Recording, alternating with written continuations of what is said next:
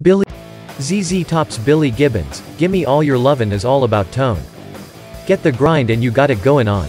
The blues firebrand and engineer Terry Manning tell the guitar story of an 80s blues rock classic. Back in 2011, Billy F. Gibbons assured Total Guitar that Gimme All Your Lovin' is all about tone. Get the grind and you got it going on. That's the starting point, then learn to play what you want to hear, crank it up and rock on. That tone and grind were key hallmarks of Eliminator, ZZ Top's monster hit album in 1983. By then, that little old band from Texas's were 14 years and 7 albums into their career. Behind the blue-collar trio ticked some shrewd minds, none more so than manager, producer Bill Ham. So when MTV landed in '81, the band, that's Gibbons, drummer Frank Beard and late bassist Dusty Hill were ready, creating a cartoonish image that rested on beards, babes and braggadociousness. Hill and Gibbons grew facial hair down to their belts, while their videos saw them drive a 1933 red Ford Eliminator coupe and flanked by leggy models. Fun, distinctive and MTV-friendly, ZZ Top quickly became part of the fabric of the channel's early era. Dubbed synthesizer with soul, their sound was new too. The blues boogies retro-fitted with cutting-edge production and equipment. Eliminator's opening track and lead single defined their 80s renaissance. Gimme All Your Lovin' came together in 2 parts, recalled Gibbons. The basic track appeared initially, inspired by the guitar riff, which clicked with the rhythm section right off.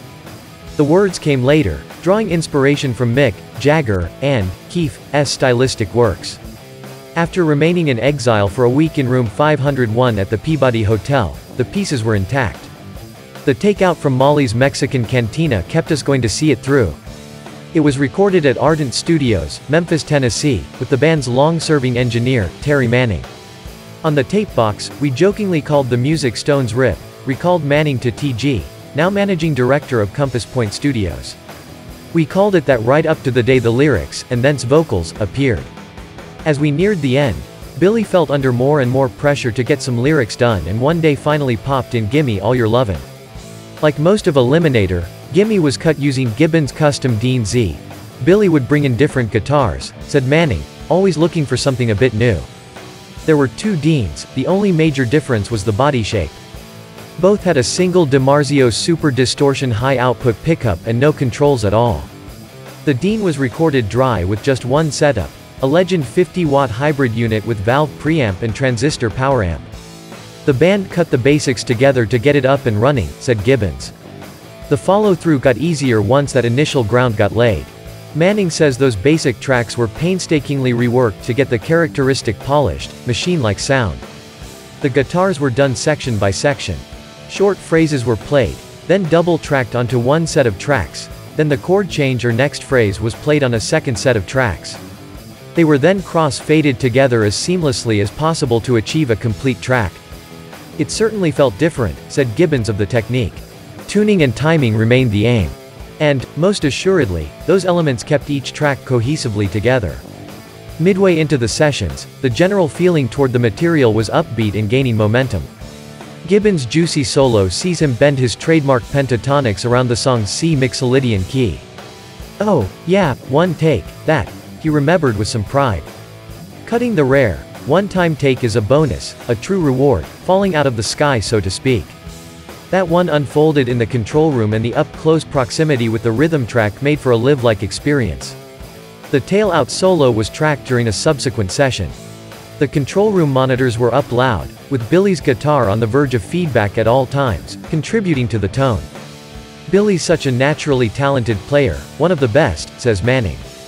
"That makes working this way go so well. Many couldn't have pulled it off." ZZ Top had dabbled with synths on previous albums, but they became an integral part of their sound on Eliminator. Terry pointed out the newest contraptions laying about at Ardent, noted Gibbons, and we simply put him into service, not really knowing what we were doing. The controls were tweaked till the additives felt right and rockin'. Gimme's Fender Precision bassline by the late, great Dusty Hill was augmented by a Moog analog synth, powering the tune like a hot rod's popping pistons.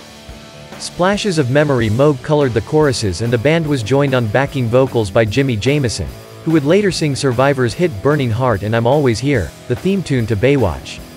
Eliminator went on to sell an estimated 15 million copies worldwide.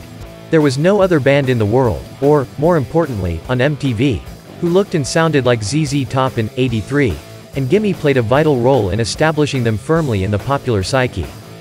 We knew exactly what we had right from the very first guitar overdub, remembered Manning.